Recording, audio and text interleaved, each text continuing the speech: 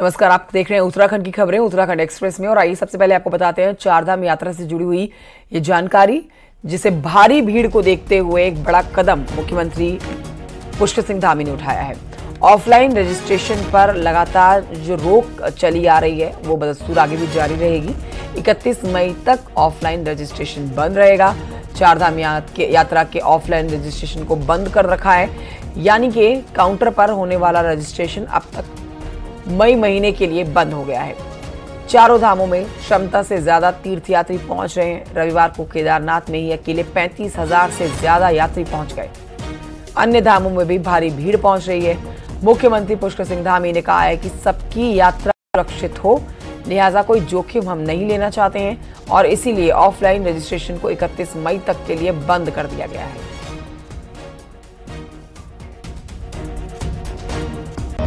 धामों की भी जो बेयरिंग कैपेसिटी है एक लिमिट तक है, इसलिए वो लिमिट के आसपास है और लिमिट से ज्यादा भी हो गई है। इसलिए किसी प्रकार से भी कोई हम जोखिम नहीं लेना चाहते हैं, किसी को कोई परेशानी न हो। साथ में उनकी यात्रा, सबसे बड़ी बात है कि सुरक्षित यात्रा हो और यात्रा में कठिनाइयां न हो। इसलिए हमने ये किया है कि 31 मई तक अब ऑफलाइन रजिस्ट्रेशन बिल्कुल नहीं होगा। केवल जो लोग रजिस्ट्रेशन किए हुए हैं ऑनलाइन, जिनका रजिस्ट्रेशन है, अभी उन्हीं के दर्शन के लिए हम कर रहे हैं। उधर देहरादून सचिवालय में सीएम पुष्कर सिंह धामी ने चारधाम यात्रा को लेकर समीक्षा बैठक ली है और मीटिंग में बिजली और पेयजल व्यवस्था को लेकर मुख्यमंत्री ने अधिकारियों से पूरा अपडेट लिया है। सीएम धामी ने सभी अधिकारियों को अलर्ट रहने के निर्देश दिए। मुख्यमंत्री ने कहा कि चारधाम यात्रा अब पूरी तरह से व्यवस्थित हो गई है। बड़ी संख्या में जो लोग बिना रजिस्ट्रेशन के पहुंच चुके हैं उनको भी दर्शन कराए जाएंगे, लेकिन रजिस्ट्रेशन वाले सबसे पहले दर्शन कर सकेंगे, ये भी सुनिश्चित किया जा रहा है।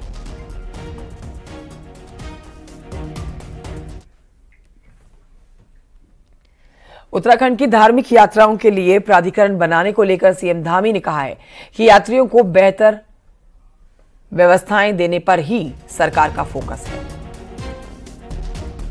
सरकार के जो भी अच्छी यात्रा को अच्छा करा जा सकता है, जिसके वजह से जो आज यात्रा में जिस प्रकार की दिक्कतें आ रही हैं वो थोड़ी भी दिक्कत कहीं पर ना हो, तो सबसे बात करके करेंगे जी। हम लोगों का ये है कि लोकतंत्र का जो स्वरूप है वो कोई भी व्यवस्था बनाने में हम उसको पूरी तरह से उसका पालन करेंगे। केदारनाथ धाम से लेकर गंगोत्री, यमुनोत्री, बद्रीनाथ धाम में इस साल रिकॉर्ड तोड़ तीर्थयात्री पहुंच चुके हैं। 10 दिन के अंदर ही आपको जानकारी दें कि लगभग 7 लाख से ज्यादा यात्री चारों धामों की यात्रा कर चुके हैं। सीएम के आदेश के बाद पुलिस के अधिकारी भी व्यवस्थाओं को ठीक करने में जुटे हुए हैं। डीजीपी का कहना है कि आने वाले दिनों में यात्रा रूट पर नया ट्रैफिक प्लान बनाने की आवश्यकता भी हो सकती है। पीपलकोटी से लेकर बद्रीनाथ धाम तक सीमित संख्या में गाड़ियों को भेजने की तैयारी है। वहीं रुद्रप्रयाग से लेकर अगस्त्यमुनि तक व्यवस्थाएं सुधारने की जरूरत है।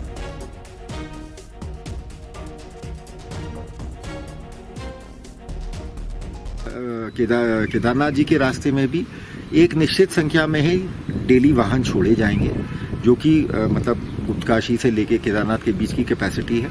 और उसी तरह से उसके बाद बद्रीनाथ जी के लिए भी उसी संख्या में हम वाहन छोड़ेंगे, जो पीपलकोटी से लेके बद्रीनाथ जी धाम के बीच की टोटल ठहरने की और गाड़ियों की पार्किंग की कैपेसिटी है। इस पर और जानकारी हमारे सहयोगी नितिन सेमवाल देंगे, जो चमोली से इस समय हमारे साथ लाइव मौजूद है। नितिन, देखिए, शुरू में जरूर ऐसी खबरें आई थी कि व्यवस्थाएं थोड़ी सी खराब हो रही हैं, क्योंकि एकदम से ही बहुत सारे यात्री जो हैं, भक्त जो हैं, वो पहुंच गए थे चारधाम यात्रा के लिए। लेकिन अब व्यवस्थाएं एकदम पटरी पर चलती हुई नजर आ रही हैं और ये अपने आप में एक बहुत बड़ी बात है कि 10 दिन के भीतर 7 लाख से ज्यादा तीर्थयात्री चारों धामों की यात्रा कर चुके हैं। हाँ जी, निश्चित रूप से अगर बात करें तो बद्रीनाथ धाम हो, चाहे केदारनाथ, गंगोत्री, यमुनोत्री हो, लगातार तीर्थयात्रियों की संख्या इस बार बढ़ी है। ऐसी उम्मीद नहीं जताई गई थी कि एकदम से 10 से 11 दिनों में 7 लाख से अधिक तीर्थयात्री चारों धाम पहुंच जाएंगे। इसलिए ये थोड़ी सी समस्याएं जरूर यात्रा रूट पर दिखाई दी, लेकिन अब जिस तरीके से लगातार मुख्यमंत्री पुष्कर सिंह धामी मॉनिटरिंग कर रहे हैं, लगातार जो बड़े अधिकारी हैं वो धरातल पर उतरकर व्यवस्थाओं का जायजा ले रहे हैं, तो कहीं ना कहीं उम्मीद है कि आने वाले दिनों में यात्रा जो है वो व्यवस्थित तरीके से चलेगी।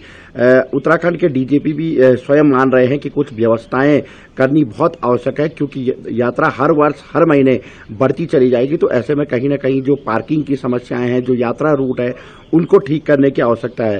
पीपल कोटी से लेकर बद्रीनाथ धाम तक की अगर बात करें तो अब ये प्लान तैयार किया जा रहा है कि वहां पे वाहनों को रोका जाए, यानी कि पीपल कोटी में भी वाहन को रोका जाए, जोशीमठ में रोका जाए। इसके अलावा यात्रा रूट पर जो छोटे छोटे स्टेशन हैं वहां पे भी यात्रियों को रोकने की बात चल रही है, उस पर कार्य योजना तैयार हो रही है, क्योंकि सीमित संख्या में अगर बद्रीनाथ धाम में यात्री पहुंचेंगे तो उससे सबका फायदा होगा। और यही स्थानीय लोगों की भी डिमांड रही है कि जो छोटे छोटे कस्बे हैं वहां पर यात्रा को रोका जाए ताकि एक सिस्टम बने। अब उस पर कार्य करने की कोशिश की जा रही है। देखना यह होगा कि आने वाले समय में क्या हो, ये सारी चीजें धरातल पर उतारी जा सकती हैं। लेकिन फिलहाल जो अधिकारी हैं वो लगातार मॉनिटरिंग कर रहे हैं, लगातार यात्रा को व्यवस्थित करने की कोशिश कर रहे हैं।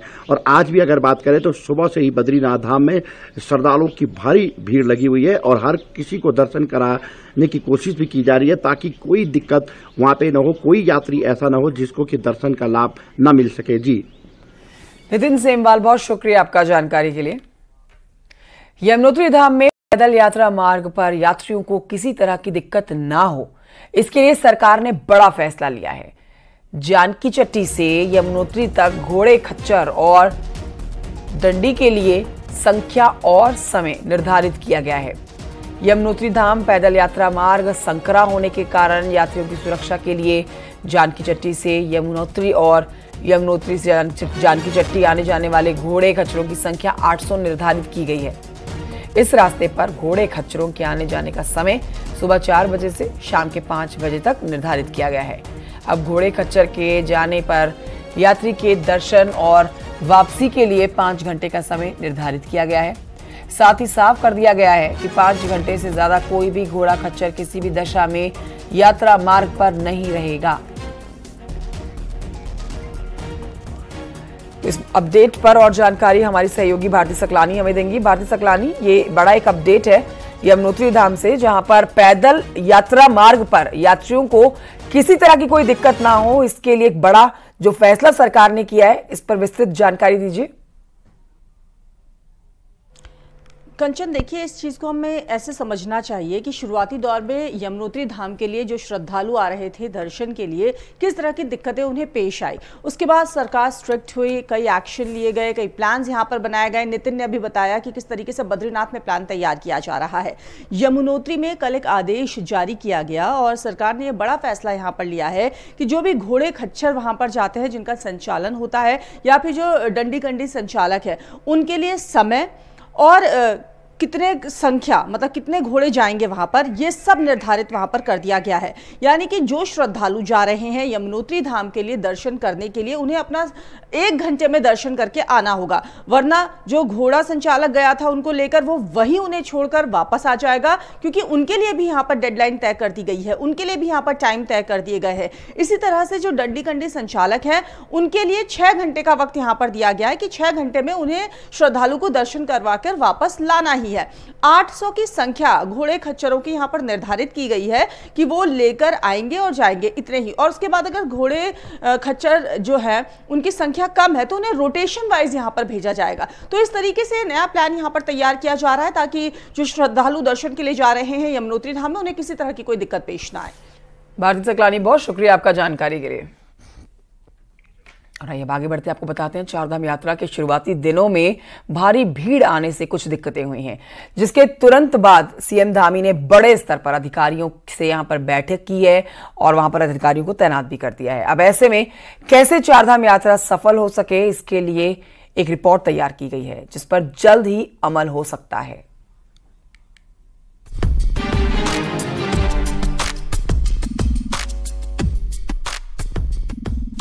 उत्तराखंड में 10 मई से 4 धाम यात्रा शुरू हो चुकी है और मात्र 10 दिनों में ही करीब 7 लाख श्रद्धालु पहुंच गए हैं। यात्रियों की भारी संख्या ने कहीं न कहीं प्रशासन के उन दावों की पोल खोल दी जिसमें यात्रा से पहले दुरुस्त व्यवस्था के दावे किए गए थे। सबसे डराने वाली तस्वीरें यमुनोत्री धाम से सामने आई। गंगोत्री यमुनोत्री धाम से आई तस्वीरों के बाद शासन ने भीड़ नियंत्रण पर एक विस्तृत रिपोर्ट तैयार करने के लिए IPS अरुण मोहन जोशी को जिम्मेदारी दी थी, जिन्होंने दोनों धामों में जाकर स्थलीय निरीक्षण किया और श्रद्धालुओं से बातचीत की। और क्या बेहतर कर सकते हैं उसके बारे में रिपोर्ट कंपाइल करके उनको दें। तो इस पर मैंने रिव्यू किया है दोनों जगह का, और जहाँ जहाँ पर और बेहतर हम लोग को करने का गुंजाइश है उसके बारे में सजेशंस को कंपाइल किया है। बाय एंड लार्ज जो है यात्रा काफ़ी अच्छी चल रही है, और जहाँ पर भी लग रहा है कि कुछ और हम लोग बेहतर कर सकते हैं उसके बारे में हमने एक डिटेल रिपोर्ट कंपाइल कर दिया है। वो दोनों धाम में भीड़ नियंत्रण के लिए यात्रियों को केवल उन स्थानों पर रोका जाए जहां छोटा बाजार और कस्बा हो। धाम तक पहुंचने के लिए कई जगह सकरे और चौड़े रास्ते हैं जो अचानक ही आ जाते हैं। इन रास्तों पर सही से काम किया जाना चाहिए क्योंकि इन स्थानों पर जाम की स्थिति पैदा हो रही है। वहीं यमुनोत्री धाम में पहुंचने के लिए घोड़े खच्चरों और कंडी डंडी के साथ पैदल यात्रियों को अलग अलग समय पर छोड़ा जाना चाहिए, जिससे कि खतरा कम होगा। साथ ही धाम में लंबी लंबी लाइनों के बदले टोकन सिस्टम हो, जिससे कि यात्री को घंटों लाइन में न खड़ा होना पड़े। धाम में सुरक्षा व्यवस्था के लिए अधिक संख्या में पुलिस SDRF तैनात हो। इन जैसे कई बिंदुओं पर रिपोर्ट तैयार की गई है। देखिए, भीड़ के लिए जो भीड़ नियंत्रण के जो पुलिस प्रबंध होते हैं, हम उसी के अनुरूप कार्य कर रहे हैं। जैसे कि जहाँ जहाँ बैरियर लगाना, लोगों को तमाम तरह की जानकारियाँ देना, उसके लिए हमने बहुत सारे पुलिस असिस्टेंस बूथ बनाए हैं जगह जगह पे चेकिंग और फ्रिस्किंग हो रही है। केवल जो रजिस्टर्ड लोग हैं वो लोग जा पा रहे हैं जिनका ट्रिप कार्ड बना है। और आगे अगर पार्किंग की समस्या ऊपर किसी धाम में दृष्टिगोचर होती है तो उसके अनुरूप ही नीचे बसेस को और गाड़ियों को रोका जाता है। 4 धाम यात्रा शुरू होने से पहले जो रिपोर्ट बननी चाहिए थी और जिस पर काम होना चाहिए था वो तब शुरू हुई जब यात्रा के दौरान श्रद्धालुओं को भारी दिक्कतों से दो चार होना पड़ा। न्यूज़ 18 के लिए देहरादून से सत्येंद्र बर्तवाल की रिपोर्ट।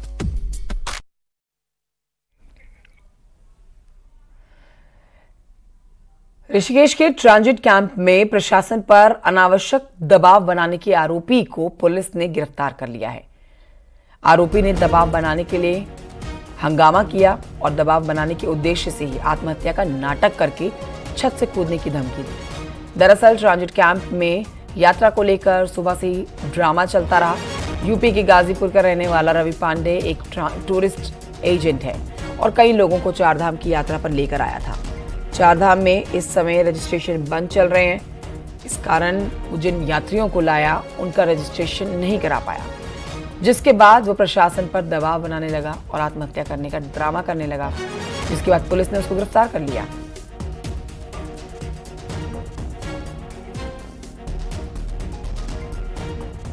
तो इसमें पूरी इनको मुझे लगता है कि जो हमारे पुलिसकर्मी हैं, जो हमारे अधिकारी हैं, वो उनको कहीं ना कहीं कन्विंस करेंगे। जैसे अभी हमने प्रयास किया कन्विंस करने का टूर ऑपरेटर्स को, ऐसे यात्रियों से भी निवेदन करेंगे कि उनकी सुरक्षा हमारे लिए सबसे बड़ी है। और जो भी अगर कोई उपद्रव करता है, कोई इस तरह की गलत एक्टिविटी करेगा तो नेचुरल सी बात है कानून के हिसाब से कार्रवाई करेंगे। छोटे से ब्रेक के लिए रुकना होगा, जल्द लौट रहे हैं।